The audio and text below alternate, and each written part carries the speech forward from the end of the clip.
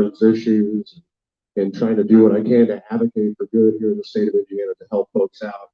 And one of the big issues during that advocacy time was cannabis, because cannabis is a much safer substance than what our veterans are being prescribed right now. And whatever condition that you may have being prescribed opioids or benzodiazepines, cannabis is always a safer substance because cannabis doesn't kill.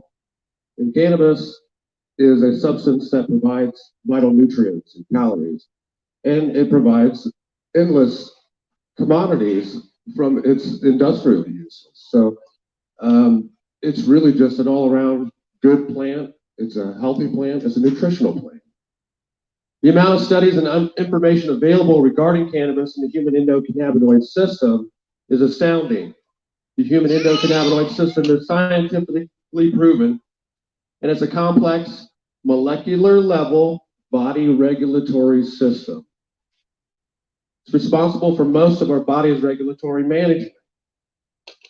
Our doctors must know so much about the human endocannabinoid system. Cannabis sativa L. Linnaeus produces a wide spectrum of phytocannabinoids, and phytocannabinoids are plant cannabinoids. These are naturally produced by cannabis plants and have been proven to treat many medical conditions successfully and safely. Research has been conducted revealing emerging discoveries like the endocannabinoid deficiency. Our bodies actively create endocannabinoids, and we receive cannabinoid molecules that fit in special receptors located in every cell of our bodies. These are the CB1 and CB2 receptors. Every cell of our body has these receptors, even our haploid cells, sperm and egg cells. For nearly a decade, the majority of the legislators here in Indiana have ignored the science and facts provided by numerous cannabis advocacy groups like Indiana NORML, the Midwest Hemp Council, and major military veterans organizations like the American Legion, the VFW, and the AMVAC, who have all pushed for resolutions to get this solved for the veterans here in the state of Indiana. Annual alcohol, tobacco, and prescription drug consequences in health and death seems to be unremarkable to the legislature. Thousands of Hoosiers die each year by simply consuming legal products. And many more deaths result in accidents and diseases developed from the use of these legal substances. The revenues must seemingly mask the fact that these substances are deadly and absolutely killing Hoosiers. Many citizens with chronic pain issues have been prescribed opioid pain medications that result in addiction and death. Aspirin, ibuprofen can damage organs, be deadly in higher doses. But cannabis doesn't kill. It doesn't kill because our bodies can safely process and flush the excess out. County courthouses here in Indiana are collecting dollars through cannabis criminalization right now. Civil asset forfeiture. Our local governments have become reliant on the forced into a cycle of criminalization, and the state incentivizes this action because it redistributes this money back out to the counties to do this stuff. While the surrounding states move forward, we continue arresting and attacking our own citizens for possessing cannabis. We force these citizens to pay fines and legal costs to the county possessing non-lethal, useful, and a highly nutritional plant. Think about that for a second. It's a non-lethal, useful, and highly nutritional plant, and we're arresting people for possessing it. In 2018, Indiana saw more than 22,000 arrests alone just for simple cannabis possession. That's a lot of people being arrested. That's 60 arrests for simple cannabis possession every single day in the state of Indiana. The literal and figurative cost of arresting and prosecuting cannabis cases greatly outweighs the benefit to legalizing and allowing access. We are spending millions in tax dollars enforcing cannabis laws and attacking our communities into poverty. The current administration, the governor's office, has taken hard action against families seeking solutions using child protective services to harass and chase away families like the Jerger family providing CBD cannabis medications to their child. Parents of children Like theirs, who have rare forms of epilepsy, have no other medications that work as well and as safe to control the frequency and the severity of the seizures of these conditions. We learned about other families suffering with deaths of children because they could not get the amount of types of THC medications in a timely manner. This was medicine they needed to stop the seizures, like what happened to Charlie Curtis and the Curtis family.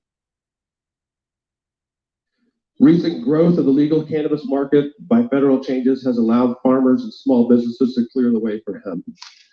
And the industry has blossomed to provide these supplements here. This has prepared Indiana and all levels of business and cannabis growth, processing, distributing, and retail sales of all forms of these products. Regulations like QR codes were touted to be the solution for identifying legal hemp products, but when legislators realized that hemp flower was included in that federally acceptable list, they scrambled the next session to block the access to the cannabis flower. Sale of flower was extraordinarily successful prior to the change, and on top of this, the recent shutdowns have harmed all of these small businesses too. 2019 legislation was passed to make changes to the hemp program that blocked federally legal hemp flower access here in the state of Indiana, made available to Hoosiers by the legislature just the year before. This type of action underlines how important it is we move forward swiftly to legalize cannabis in the state. Indiana is the only state to rescind cannabis access after laws were passed and allow legal access. Every other state that has legalized cannabis has not rescinded anything. They have moved forward with their cannabis programs and have opened it up. In the 2020 session, Indiana Senate Republicans pushed legislation to allow the Attorney General to supersede our local county prosecutors on these cases, because one local county prosecutor in Marion County decided he wasn't going to prosecute cases any longer that were under 1 ounce. So the state legislature wanted to take it into their own hands and make a law to where the state attorney general can supersede that and apply a special deputy in those cases to still go after those cases of cannabis possession. The bill would have taken prosecutorial discretion away from our elected county prosecutors and allowed direct oversight by the Indiana Attorney General to appoint a special prosecutor to review and act on any cases not taken up for criminal proceedings. In Indiana, county prosecutors have the authority to use their discretion. The current hemp companies out on the market are the framework to which we can model a full cannabis market. There are farmers, hemp advocates, and organizations that can advise on the best practices in the market. Hoosier companies investing in hemp have been financially damaged due to the hemp flower restrictions and market disruptions. In June 2019, several cannabis businesses filed a complaint against the governor in his official capacity in the state of Indiana over the district court over hemp flower sales, which were prohibited. And they're still prohibited right now because of the judgments given in that case right now. It's still ongoing in litigation. Hoosier cannabis farmers, processors, shops, and dispensaries have all been investing money, time, equipment, and manpower into these businesses, all while advocating for program expansions. The Indiana cannabis industry has irrevocably been financially damaged by these legislative attacks that blended the shutdowns and the mandates, both, blending with that has further hit these businesses. Hemp growers provide natural, organic, and food-grade cannabis. The processors follow clean standards for handling and processing products. Retailers and dispensaries provide these quality Indiana-based products directly to the consumers. All levels of Indiana cannabis business in the industry has opportunities to partner within and have branding options and all kinds of stuff that they have the opportunity to do if it's opened up all the way. And hemp farmers have been forced to adhere to stringent rules to the hemp program as well, from the federal down. That's the amount of THC on these crops. And if the THC is over a certain level, the crop has to get destroyed. And is there any compensation for any farmers for those destroyed crops? So there's not even any compensation right now for those destroyed crops that are considered hot or above that THC limit. And these plants naturally go to these limits. And we're not controlling the nutritional amount that's inside of a soybean. We're not controlling the nutritional amount that's inside of a corn kernel or a melon or whatever else it is for produce. Why are we trying to control a plant what it naturally does to provide a cannabinoid as a cannabis plant should?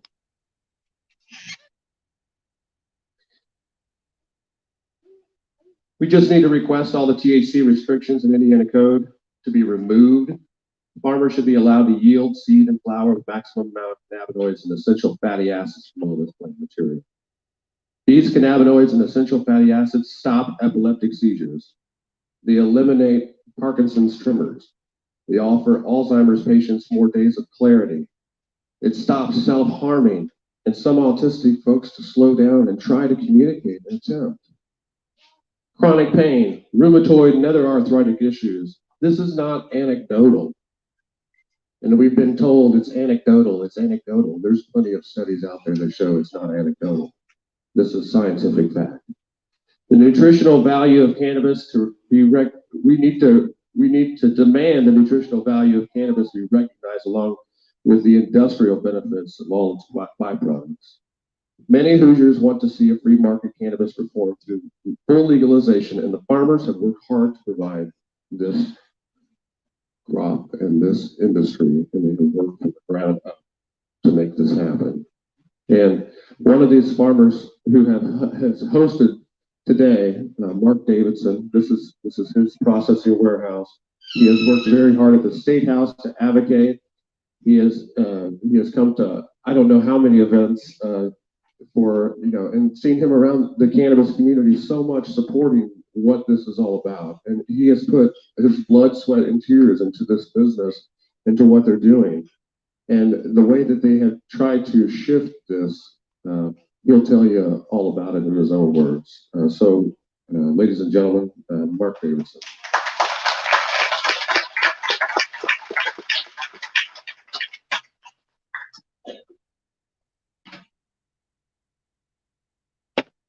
What he said.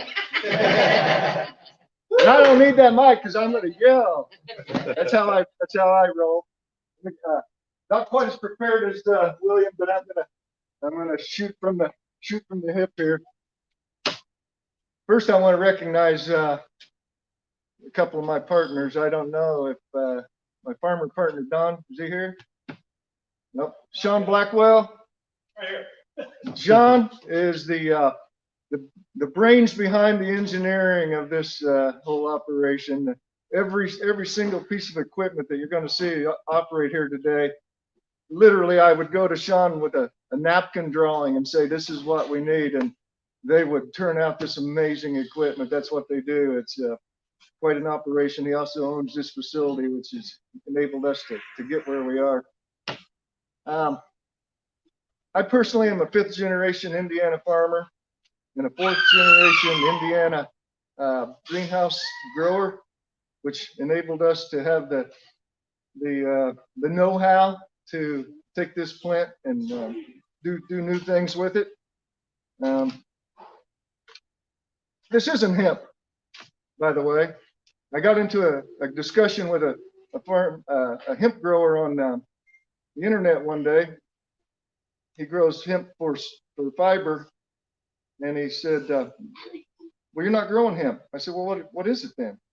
He said, what you're growing is medicinal cannabis. I said, fine, I like that better. So this is medicinal cannabis. It's low THC cannabis, but cannabis is cannabis. Whether it's marijuana, whether it's hemp, whether it's medicinal low THC cannabis, it's all the same plant. What brought me to this point was an entire life of chronic pain. My daughters are in their 30s now, and they would tell you that, Dad, we don't remember ever when you weren't in pain. And about 5 years ago, I was landscaping a guy's house, and he saw me out in the yard pushing on my trigger point because I have finally, after probably $50,000 and 15 specialists and all the opiates you could ever imagine, and every kind of medication, every kind of treatment, I was still in chronic pain. I have a thing called myofascial pain syndrome. And I thought the doctor made that up until someone else told me they had the same thing. It's a different doctor, so I think it's a real thing, similar to fibromyalgia. But he comes out with this little bottle.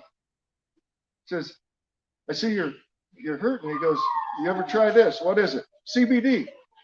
Never heard of it. He said, well, it's not legal here. I got this in Colorado, but it's something that might help you.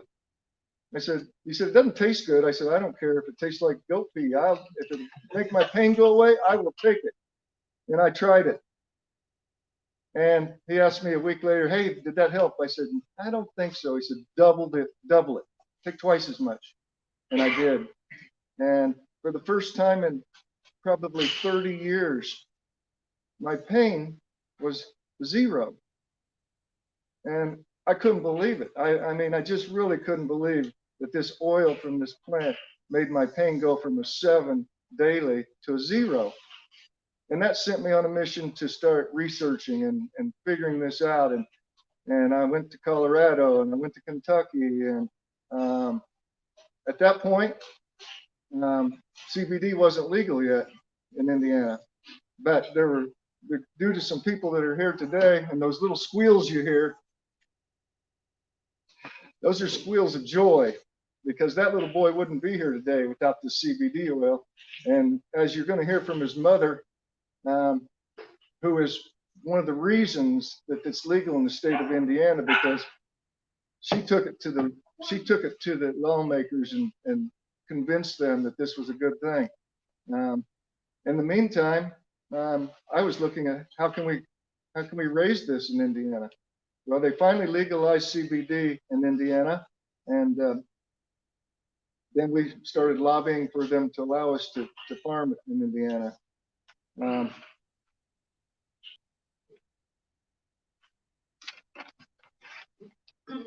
the spring of 2018, March 22nd, CBD became legal, and I was already set up with several companies, and we had a case full in our store on day one.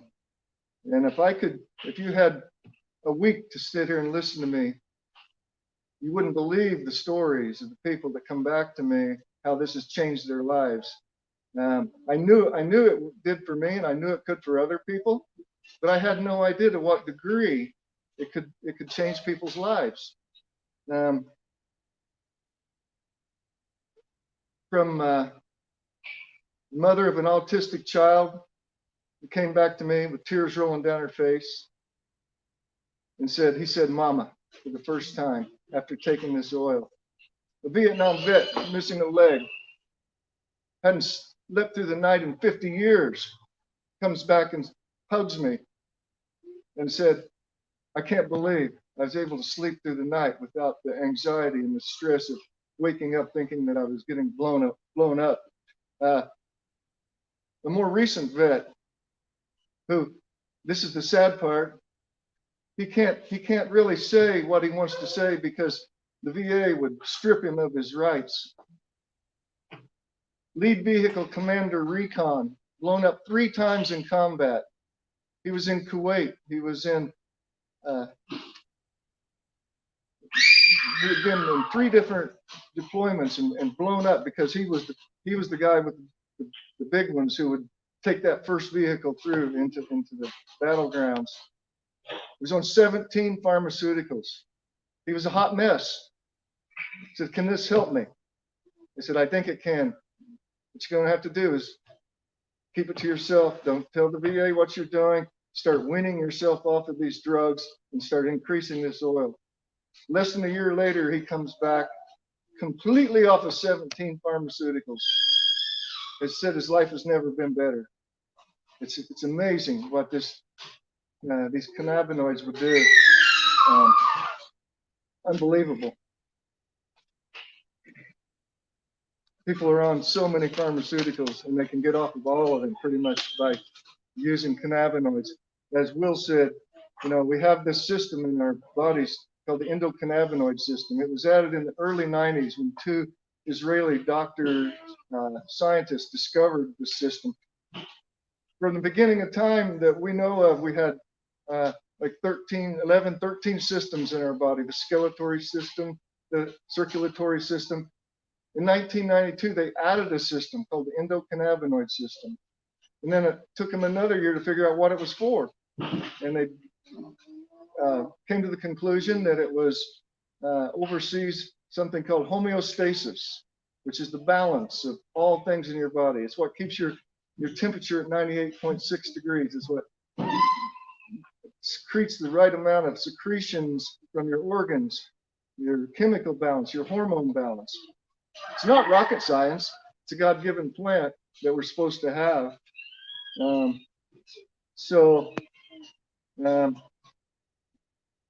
We lobbied the lawmakers and lobbied until the spring of 19. They allowed us to farm this crop in Indiana. And we got a research and development permit and started this new amazing venture. It's been challenging. The laws surrounding this plant are too restrictive. As Will said, we're held in Indiana to 0.3% THC, so that's less than 1/2 of 1%. In the spring of summer of 19, let's say the fall of 19 at harvest time, we had a crop that was a fraction of a fraction over that percentage. They made us pile up and burn $200,000 worth of this product. Made us burn the medicine that could help people. Really just a sad situation that they're trying to restrict us from creating something that can help so many people.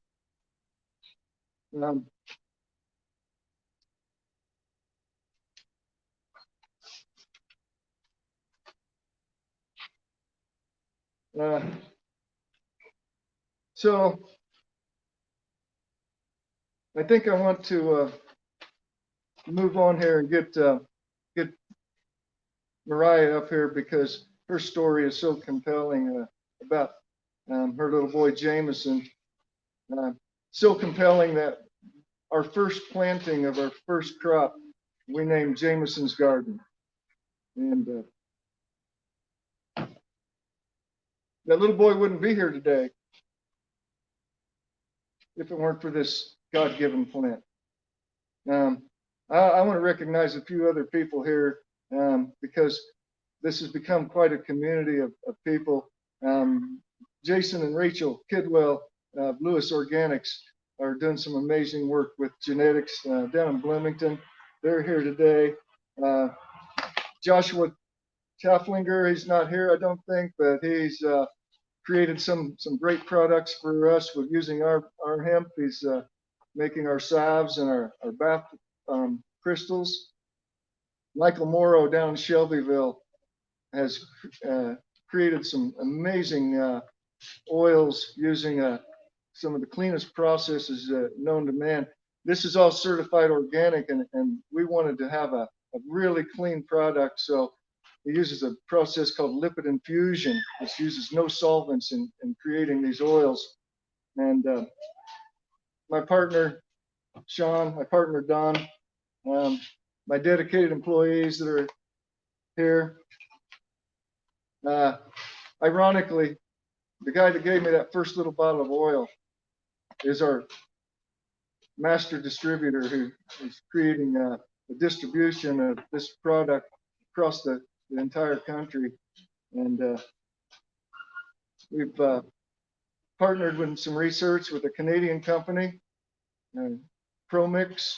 We're doing research and development on their mycorrhizal powder for root growth. We have some partners in Australia.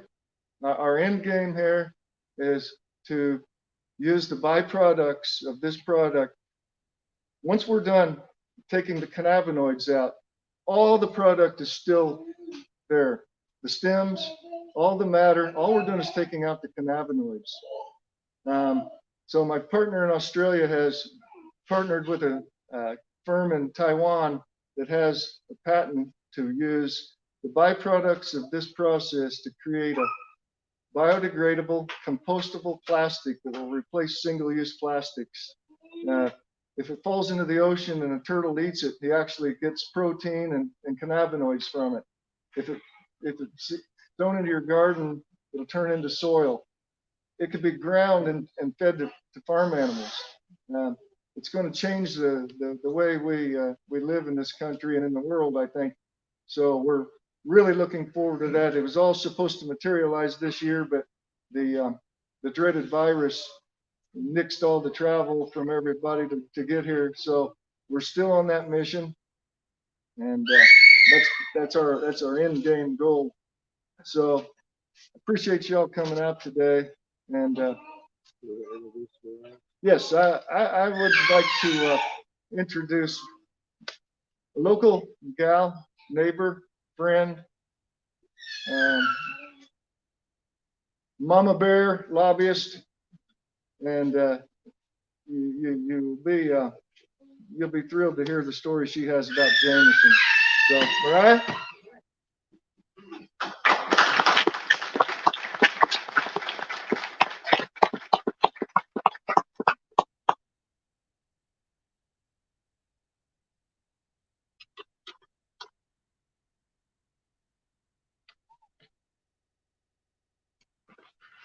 I am not, okay.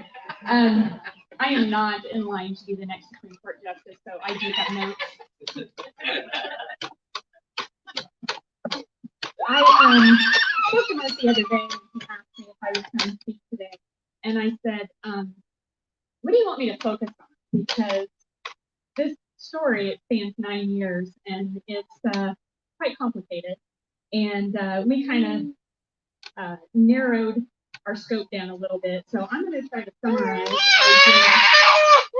of about 9 years in just a few minutes. So this is my son, Jameson. Jameson was born in 2011. He has a condition called Dravet syndrome. And some of you may have heard of Dravet syndrome, a very well-known girl out in Colorado near Charlotte. Suffered from Dravet syndrome. Unfortunately, she lost her battle this past spring. And we still look to her for inspiration. So he's going to be very helpful. So Jameson was born in 2011. No problems, no issues, perfectly healthy little boy. When he was about 2.5 months old, he had his very first Rainwater seizure. And to say that seeing an infant suffer a grand mal seizure is traumatic, it was the scariest moment I've ever had in my entire life. We immediately sought medical care, and they reassured us that it was probably nothing. It was just a one-time thing. Don't worry. They did start him on some medication and sent us home. Of course, a couple weeks later, he has another and another and another. We spent, on average, 1 week out of every month in the hospital. A week in a hospital is stressful. They just kept throwing medications at him. And you know, on the doctor's behalf, when you don't know what you're facing, you're doing everything you can to try to save this little boy's life. So they were trying everything that they could come up with, and nothing was working. The medications that he was on made him a zombie. He slept more than he didn't. Even at six months year old, he was sleeping more than he wasn't. He had no personality. It was quite tragic. Let's see, in 2012, he was officially diagnosed with Dravet syndrome, which at least gave us something to research. In 2013, late 2013, early 2014, I had a friend who, her son has the same disorder as Jameson, call me and said, they're going to hear a bill at the State House about CBD oil. And I was wondering if you wanted to go. I was like, sure, I'll go watch. Well, as soon as I got there, they dragged me up in front of these legislators, and I had to tell my story. While I was there, this is Are there any police officers here? So in 2014, while I was at the State House, I was standing outside the chambers and I had my purse on my arm. And a doctor from Arizona approached me and he said, I have a present for you. And he very nonchalantly dropped something in my purse. Well, I get out to my car and there's 2 bottles of CBD oil in my purse. So yes, my one and only illegal drug transaction was in the basement of the State House. So I brought this home and had a very in-depth discussion with my husband, and we decided we were going to give it a shot. If I was going to spend the time and the energy to fight for this, we needed to know if it was going to work for him. So we started him out on a very low dose, and we did not, of course, we didn't tell the doctors. His therapist didn't know.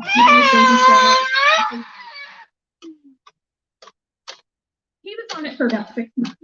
And in those 6 months, my son said, Mama, the one time he's ever said. He gained coordination. His manual dexterity was better. His attention was better. He had a personality. And we were able to do that for about 6 months. I went to the doctor and I reported all this success. Jameson has spoken. He can walk without tripping. He can manipulate things with his hands. And the doctor looked at me dead in the face and said, you do understand that if he goes to the ER and they test him for THC, they will have to call CPS.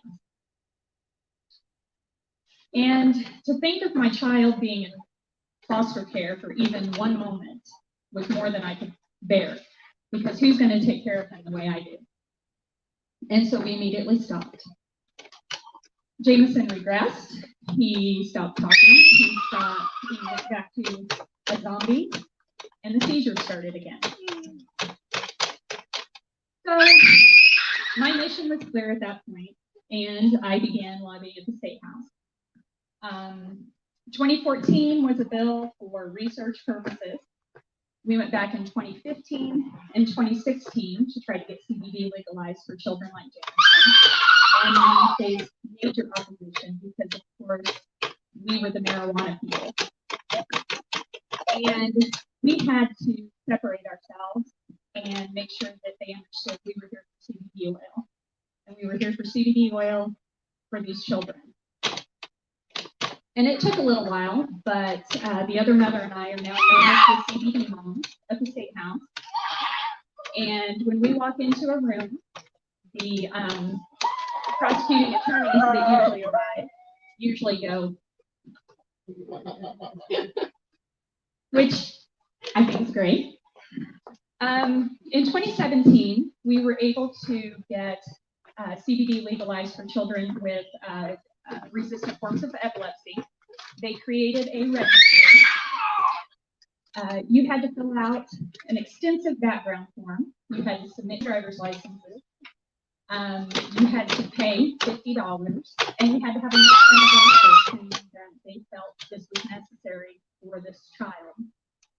But of course, we did all that because we needed it. August of 2017, Jameson was able to officially, legally start his CBD oil. And the results were almost instantaneous. Less seizures. Instead of 2 a week, we were having 1 a year. We have not had a overnight hospital stay since August of 2017. Jameson he's still not speaking, but he's very vocal. He communicates very well. If he wants something, he brings it to you, or he takes you to it. He is able to attend school full time. He's able to ride the school bus, which we love. And he loves attention, as you can tell. And we've even started potty training, which I never imagined. Let's see. 2019, we returned to the State House, of course, for the, 2018, we went back to the State House to try to get CBD oil legalized for all Hoosiers. At that point, I was getting phone calls, emails, you name it. I had people addressing me constantly, wanting to know, how do I do this? Where do I get it? And every time I had to explain, it's not legal for you yet. You know, you are more than welcome to do what you want to do, but technically it's not legal for you yet. I had people calling me saying, I've been on it for 3 months and I quit all my opioids. I can sleep. So now I don't have to take my blood pressure medication because I'm not stressed out all the time. Just these stories. So I went back to the State House in 2018 and I know how it works. I expressed my gratitude to all the legislators for what they had done to save my son. Can we please do this for everyone? And they ate that up. And they did. They pulled through with a lot of help. There's a whole team of us that go. Jason's been with us many times. Mark's gone with us. We've addressed these rooms full of these legislators and told them these stories. And we were successful in 2018, and CBD was made legal for all Hoosiers at that point. In 2019, of course, we went back for the the farming aspect of it. And you discussed the flower not being legal. They kind of unknowingly passed all that, and then they backed up and went, oh, well, our police officers should tell the difference. We need to make flower illegal. So there was a court injunction, and the injunction allowed for the sale of the flower all through last year, right, Mark? All through last year. And the sales were astronomical, but the court finally decided, no, we're making it illegal again. So that's kind of where we sit in 2019. 2020, I don't know what 2020 is going to bring. It's going to depend on, of course, all the elections and all that. I would like to see cannabis legalization isn't just 100%. I want marijuana. Cannabis legalization has different levels.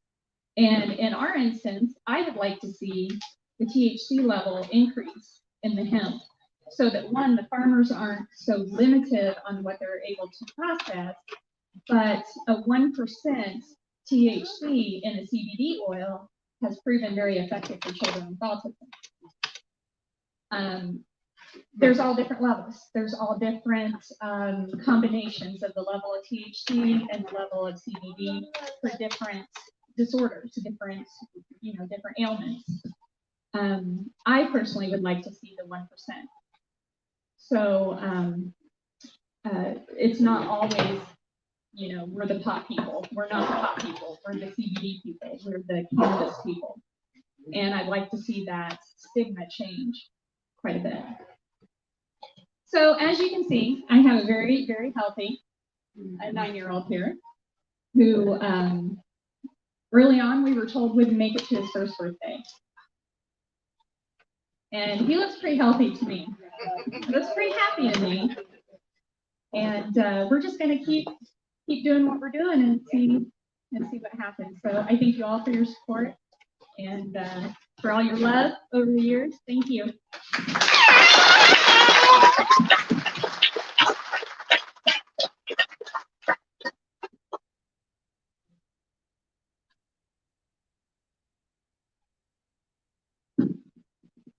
Thank you, Mariah, and Jameson, too. Thank you so much. The next speaker, veteran, retired critical care nurse from the Air Force, Jason Strong. Worked with him with Indiana Normal and a number of other organizations, Hoosier Veterans for Medical Cannabis, and all these folks here in the state of Indiana. Jason's going to bring some data and information to you real quick.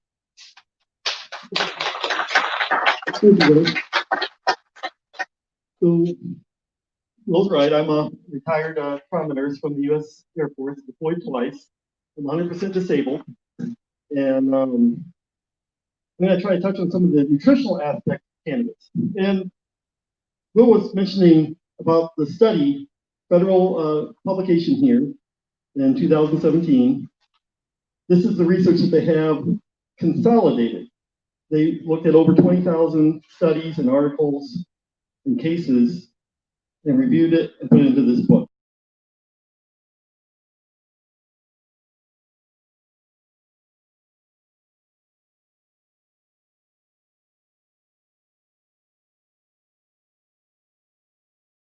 Months reading this. As a trauma nurse, I struggled. So any member of Congress who said they read this and understand it, oh man, I find it hard to believe unless they're at least a doctor. So first off, we have to understand that, like Mark said, we have an endocannabinoid system. There are two primary receptors, CB1 and CB2. There are many, many other receptors that cannabis interacts with, which is why you get such an effect. Cannabis is a nutritional part of our diet, or should be. If you're not taking it, you're probably going to end up with some type of chronic disorder, such as myself. I had migraines, I had GI problems. Those are two of the major things you get when you don't get cannabinoids. The third one is fibromyalgia. There's a whole host of other ones, but those are the top three. I was on over 10 medications. I failed every single migraine medication. I tried hemp CBD. I went from having 20 migraines a month that would last some of them up to 2 days down to 4, and they were a lot less severe. So when you start looking at your medical conditions, a lot of it deals with nutrition. Think about vitamin D. You get rickets if you don't get enough vitamin D. So we add vitamin D to everything. Vitamin C, you can get scurvy, which is why they carry fruit on the naval vessels. These are nutritional aspects. Cannabis treats a whole host of medical conditions, MS, Parkinson's. And the reason it does is, because Mark had mentioned earlier, it's a whole system. If you're missing something that regulates the entire system of your body, how is your body going to work right? It's not. It's not. How many people here knew about the endocannabinoid system before Mark said it? We got a whole bunch of educated people. I rarely get that many people. I went to the Indiana State Nurses Association. I think there were 2 out of about 150. Medically trained professionals. 2 out of 150. Almost this entire room. I think maybe everybody in this room raised their hand. And so then, once you understand it is a nutrition, it is medicine, and you need it, just like you need your multivitamins to function properly. I mean, it works as an anti-inflammatory. So any inflammatory process, this will work on. So the other thing is, they tell you to breastfeed your babies because the best way to get nutrition into your child, because it helps their immune system. It helps their cognitive function. Guess what's in breast milk? Endocannabinoids. And if you don't have enough endocannabinoids, you could give them CBD if they're having seizures or other conditions that cannabinoids regulate. So think about that. So the government tells you to breastfeed. They're telling you to put endocannabinoids into that child's diet. But then they turn around and say, we want to make this stuff illegal. Does that make any sense to anybody? The reason is because of the red tape, bureaucracy, and politicians not listening to us about what we need. One of the founding fathers said, when government tells you what to eat and what to take for medicine, we'll be in a sorry state. So,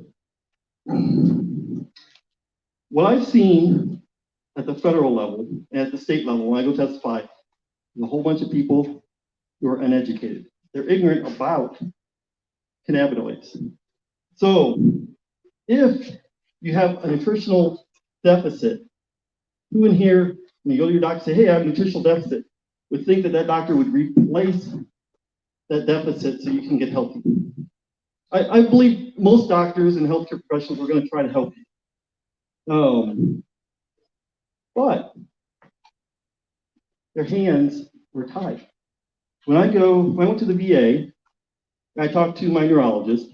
They told me that every patient in neurology, except me, was taking a cannabis product. The Disabled American Veterans did a nationwide survey. 80% of veterans use a cannabinoid product for their health care. It helps you get off of those medications. Medications are designed to be temporary, a temporary band-aid until you can find what will fix it. I think this is enough evidence. Cannabis is the most studied plant and substance in the world. It is safer than water. More people die from overdosing on water than they do cannabis. How many people know how many deaths are attributed to cannabis ever? 0. That's right. Water, people overdose on water, usually 1 or 2 every couple years. Think about that. It's the only thing that nobody overdoses on. You can actually hurt yourself by getting too much O2. We did it in the ICU. Our pulmonologist wanted us to get them off of get them down the O2 until you're at 35% or less. Oxygen can even be bad for you. It causes inflammation if you get too much. Anti-inflammatory. Works better than aspirin, 20 times better than aspirin. And so when you wrap this all up and you give it to them in a package, I sent every single Indiana legislator a copy of this, electronic version. I sent them information after information. You ask them about it, like, oh, I never got it. That's because they have interns, and the interns don't pass it on to them, or they refuse to ignore it. So when they tell you they have not been educated, Will's educated them, I've educated them, Jameson educated, I mean, the list goes on and on. There are so many people. There are far more people who have educated them on the nutritional value, the medical value, and what they need. And the government tells us no. And I think there's somebody who wants to tell us yes.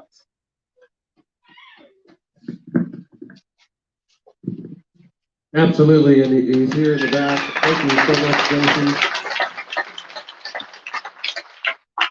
And the governor who's elected has special capabilities and executive powers and those type of things that can affect at least that level and put influence, put pressure on the legislature to make change and to create a pathway that people can access this. So, ladies and gentlemen, we have with us today the Libertarian candidate for governor, Donald Rainwater.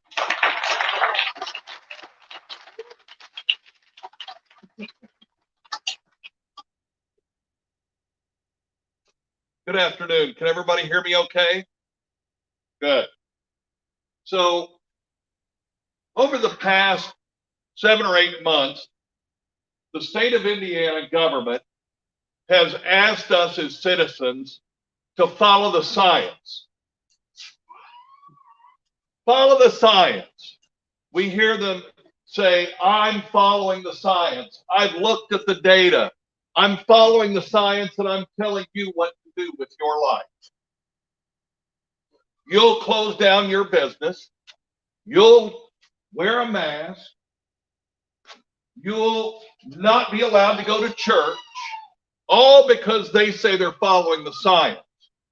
But what you've seen here today are people who are talking about science. They're not talking about fear factor. They're not trying to talk about everybody sitting around and toking up and all the bad things are going to happen because everybody wants to get high. That's not what this is about. That's not what cannabis is about.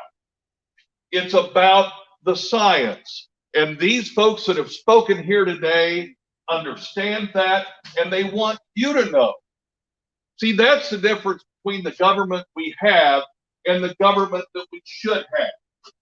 The government we have tells us they've looked at the science and they'll tell us what to do. Well, this is the state of Indiana. We're Hoosiers. We're Americans. We're not supposed to have a government that tells us what to do. They do that in Russia and China. Yes. We are supposed to have a government that provides us with the information and the opportunity for us to make well-informed decisions on our own. That's what liberty and freedom is. And in the state of Indiana, we currently have a government that says, no, you can't have cannabis because the federal government hasn't legalized it yet.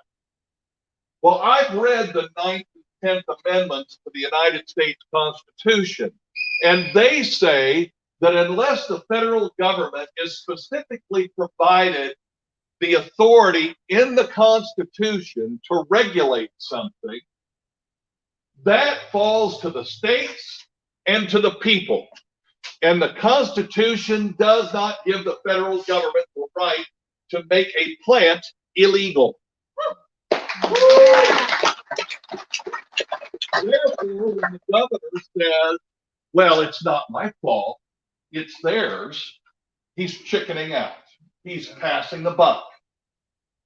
And when he says that it's a gateway drug and then turns around and says, but I smoked it in college, we should all look at him and go, what gateway did that open for you, and what are you doing now while you're governor of the state of Indiana? Because here again, this government is being intellectually dishonest, lying to you, the citizens of the state of Indiana, making you out to be fools, and then making sure that the corporate interests who don't want cannabis to compete with them, and make no mistake, there are many, right? You can use cannabis to make lumber. That's a fact. You can use cannabis to make plastics that are more environmentally friendly. That's a fact. That's science. I smoked it in college, but it's a gateway drug, isn't science. It's a way to tell you somebody is paying me campaign money to keep you from doing something because they don't want competition. And that's not government's job, and we need to put a stop to it. And everybody in the state of Indiana needs to understand, if they'll do it with cannabis, what else are they doing it with? What other things should Hoosiers be able to make the decision for themselves that our state government is keeping from you? If they'll lie to you about this, what else are they going to lie about? If you can't trust the science because they won't show it to you, or because they suppress it because it doesn't fit their narrative, how can you trust them? Yeah. Now, I'm not here because I want everybody in the state of Indiana to smoke pot or whatever crazy thing that the governor wants to label it as. Yeah. I'm here because I believe that the citizens of the state of Indiana are being deprived an opportunity medically, economically, agriculturally, in the manufacturing industry, in retail. The economics of this are wide-ranging. People in Indiana are hurting. Our state was shut down, and we were told it was because they were following the science. I don't know what science they were following, but if they want to follow the science, they need to open the state of Indiana up to cannabis and allow farmers to farm it, yeah, manufacturers to manufacture it, and people to purchase it. Oh.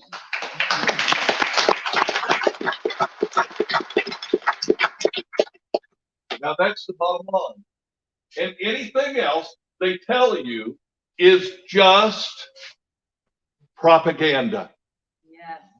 And I grew up hearing that propaganda was what governments in Russia and China push out.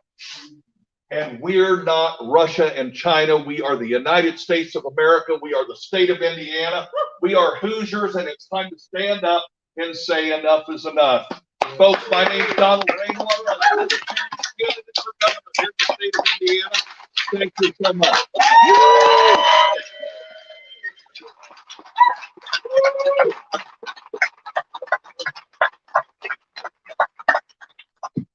Thank you so much for that, and that is all absolutely true. So before we'll go ahead and get into this, and we'll kind of run through here, give everyone kind of an overview of what we're looking at. This isn't all the details. I'll answer some questions, but this is just kind of a general overview of what we're hoping to kind of accomplish executively and with the help of some of the legislators that we can work with here.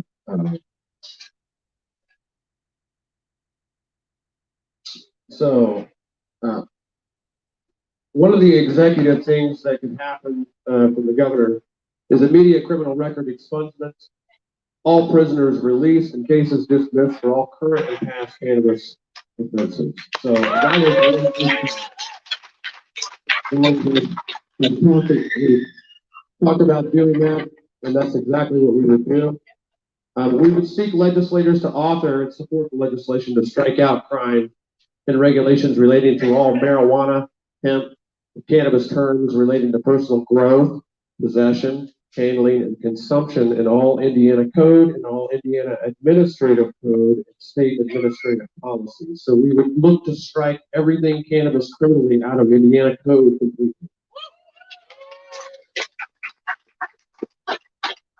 This is a big one. Remove all THC drug testing for state employees. That's a really good one for folks who have to seek medical assistance and those type of things with cannabis medication.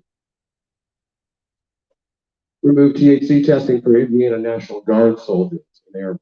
And those folks, those folks are stateside. They drill 1 weekend a month. Some of these folks have deployed. They need cannabis as medication too. We need to make an exception for these folks to be able to utilize this. And this is the way that we do it. If they're on federal active duty, if they're in federal roles and have to adhere to federal standards, we can't help them. But if they're on state active duty, if they're on state handling, we can control that as far as the governor's office goes to administrate that down to those folks. So that's a really big one. That's a really big one. And right now they're being kept from even using CBD right now on the military side. So we would push back as much as possible against that. And we would get with the states surrounding us too and their national guards and push back on the federal government to get them to drop this endless nonsense.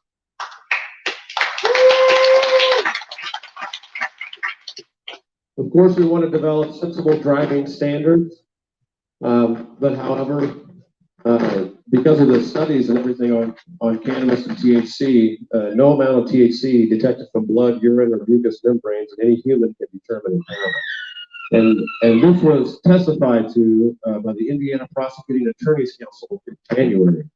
He actually came to the State House and testified on a particular bill, 236. So if you go to Indiana, iga.in.gov, you can look up Bill 236 out of the Senate. And what that did was it was an attempt to remove THC from the panels on the test for drivers who had THC in their system. Right now in the state of Indiana, if you have THC in your system and you're in an accident, you could receive up to a level 6 felony because of the THC in your system.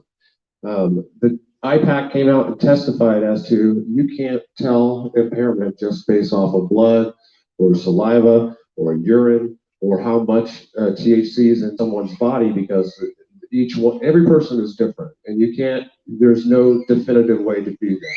So, and one of the things that we've been talking about are digital cognitive type tests, which we could also use for these folks using opioids on the road.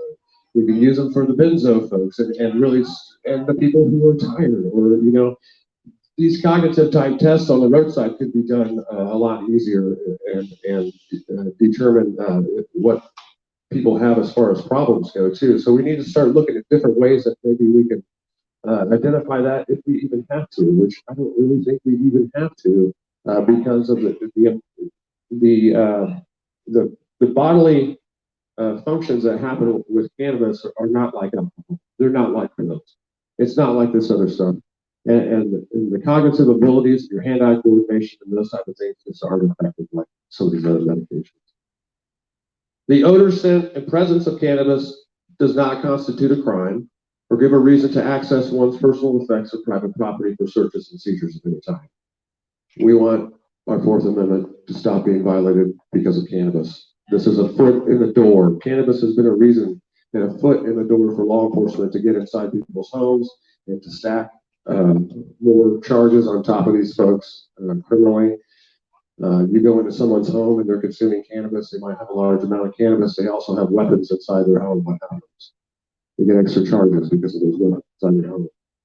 Who doesn't have weapons to protect their family inside their home normally? Everyone should have weapons inside your home to protect your family. And they have that right to do that. But having that right also puts you at more risk for more charges because they like to tack on these charges of everyday items that people have in their homes as well. Law enforcement participation would be greatly minimized, mainly traffic issues, and very few liaisons working with the Indiana State Department of Agriculture. And that's so important because the program, which I'll talk about in a minute in the State Department of Agriculture, the hemp program conversion basically opened it up to all cannabis, not having limits of THC and making special provisions for that. We still want to track origin and genetics and all of that stuff and make sure the commercial grows are adhering to those type of things so we can trace the laboratory tests and those type of things so we can go back in science and really look back and draw some information from how this medicine has affected these individuals. Seed Commissioner will still track the plant genetics and the large farm grows and collect the data. They'll be saving all of that batch data too. Remove all the THC limitations from cannabis. Reestablish and define cannabis as a protected food in agricultural commodity terms. That's going to be the most important part, that cannabis is food first, and we need to recognize it as a food first.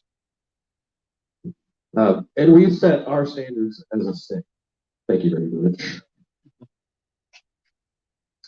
Hemp pilot program that converts to the Hoosier Cannabis program. The Hoosier Cannabis program is in place under the authority of the Indiana State Department of Agriculture.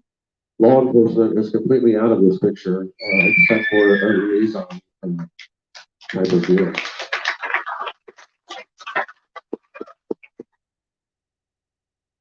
The Indiana State Department of Agriculture will oversee and administrate the program. The program standards and details will be developed through policy, be able to expand all cannabis options and foreign operations and personal access. The Indiana State Department of Agriculture will oversee this program, which will include adult use, medical use, and homegrown features. Make program fully digital operation. We don't need all this paperwork. We live in a digital age. We can send things electronically, and we don't need to slow this process down for anybody any more than we are. We use interagency resources for program identifications. So we would utilize all of those other agencies and their databases and everything to the advantage of making this program come to life. This is kind of how it would be structured. The Indiana State Department of Agriculture and then the hemp cannabis program, and then all of these cannabis plan features below it here. That's the commercial, industrial, commercial food grades, adult use program, medical use program, and the Hoosier homegrown program. Adult use program, and this is the only place where we'll do the taxing.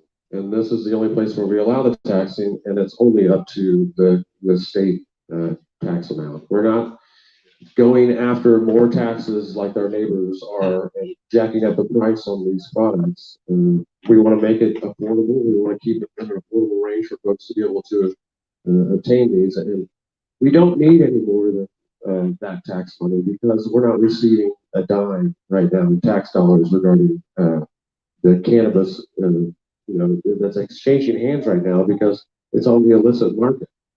We have no idea how much cannabis is actually exchanging hands out there in the illicit market, and we're getting $0 from it. So setting that at 7% and capping it at whatever the state sales tax is keeps it very affordable, and it's very attractive to the other states around us who want to come and purchase cannabis.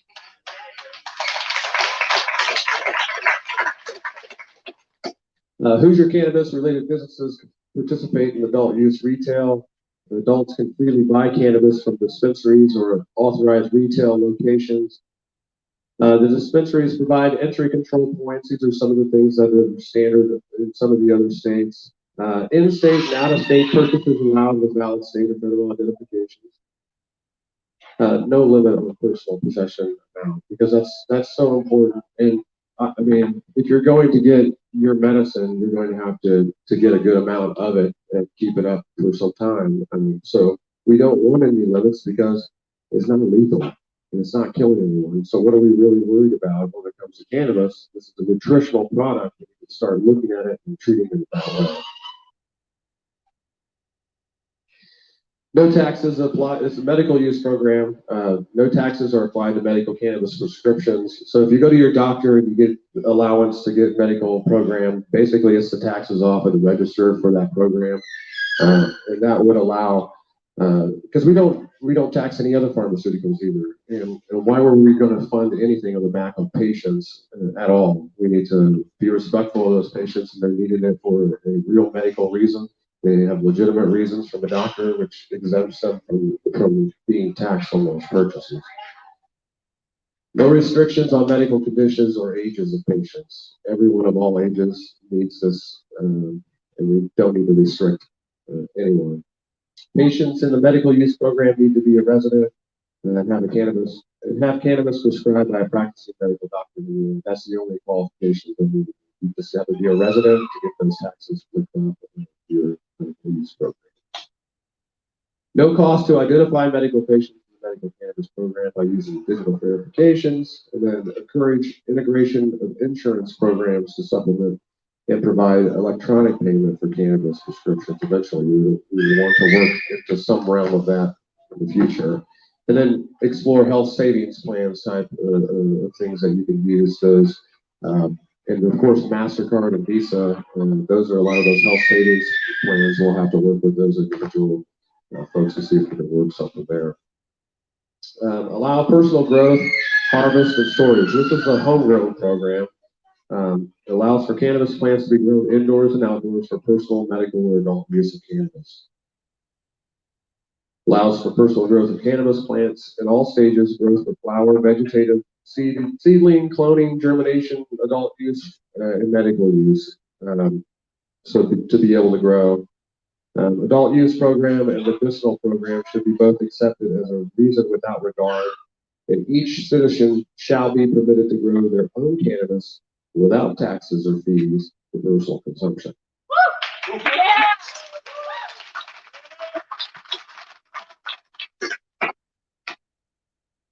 Interstate cannabis commerce, and this is where we start to look at how we can make more money utilizing cannabis and building a network and understanding the needs of the states around us too, and starting to develop an interstate cannabis commerce in some capacity. So we could start exporting cannabis from Indiana to these other states who may need cannabis. We want to work to develop relationships and partnerships with the surrounding states to identify needs and sell Indiana cannabis biomass and products to processors and retailers in those other states if allowed by those states. Grow cannabis commerce and eventually sell nationwide. And the bottom line is to gain more business and revenue for farmers in this industry.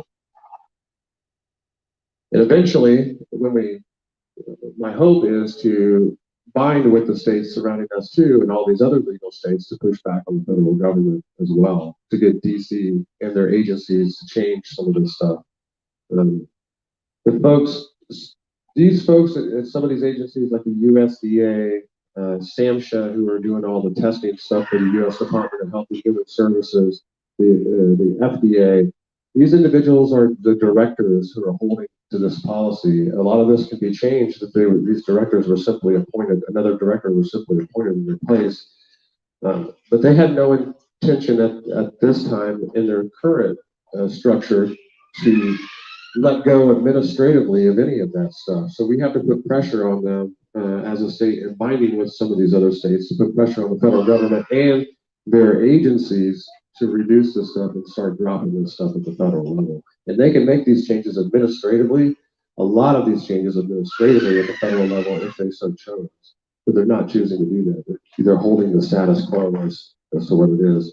But eventually we would want to work into international cannabis commerce, and we would advocate on behalf of the Hoosiers to request the federal changes to deschedule cannabis and remove it completely from the federal controlled substances scheduling. We would lift federal bans, identify needs for cannabis in other nations, and develop foreign relationships and partnerships to become a leading exporter of cannabis worldwide. And the bottom line again is to gain more business and revenue for the farmers here in the state of Indiana. In over 5 years, I think that we can accomplish this, and we want to make sure that those first 5 years are so crucial.